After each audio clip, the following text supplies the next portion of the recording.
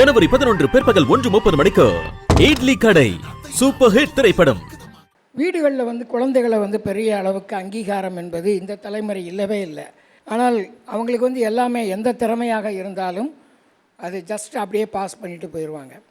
ஆனால் இந்த தலைமுறையை பொறுத்த வரைக்கும் அங்கீகாரம் என்பது அளவுக்கு அதிகமாக இருக்குது.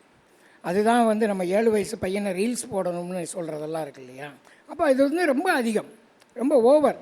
அப்போ இந்த அங்கீகாரம் என்பது என்ன பிரச்சனையை உண்டு பண்ணிடும்னா, இன்றைக்கி ஒரு சுயமோகம் ஒன்று இந்த சோஷியல் மீடியாவில் உருவாகிருக்கு.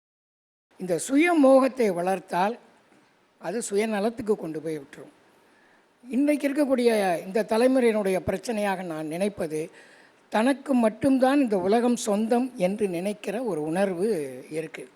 அதனால் இன்க்ளூசிவ் ஆகிறதில்ல, மற்றவர்களை யாரும் அங்கீகரிக்கிறதில்ல. அவனை தவிர வேறு யாரும் இருக்கக்கூடாதுன்னு நினைக்கிறாங்க. அவனை தவிர யாரும் ஜெயிக்கக்கூடாது. 1K லைக் வாங்கினா அடுத்த குழந்தையோ அல்லது பெற்றோரோ 10K லைக் வாங்கணும். அதுக்கு என்ன செய்ய முடியும், அதுக்கு என்னெல்லாம் செய்யலாம், இப்படி தான் யோசிக்கிறாங்களா ஒழிஞ்சு.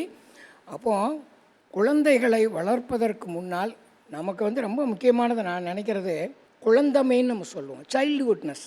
அது திரும்ப கிடைக்கவே கிடைக்காது. முகுந்த் நாகராஜன் ஒரு கவிஞர் ஒரு கவிதை எழுதியிருப்பார். இப்போதுதான் ஜன்னல் சீட்டு கிடைத்தது, அதற்குள் வீடு வந்துவிட்டது என்கிறாள் அம்மா. இதெல்லாம் ஒரு காரணமா? ஏன்னா ஜன்னல் சீட்டு தான் குழந்தைக்கு முக்கியம், வீடு இல்லை. குழந்தையை பொறுத்த வரைக்கும் அந்த இன்னசென்ஸ் இருக்குல்ல, அந்த இன்னசென்ஸ் குழந்தமையை இந்த ஜென்சி தலைமுறை தொலைத்து விட்டதுன்னு கூட சொல்லுவேன். ஜனவரி 11 பிற்பகல் 1:30 மணிக்கு இட்லி கடை சூப்பர் ஹிட் திரைப்படம்.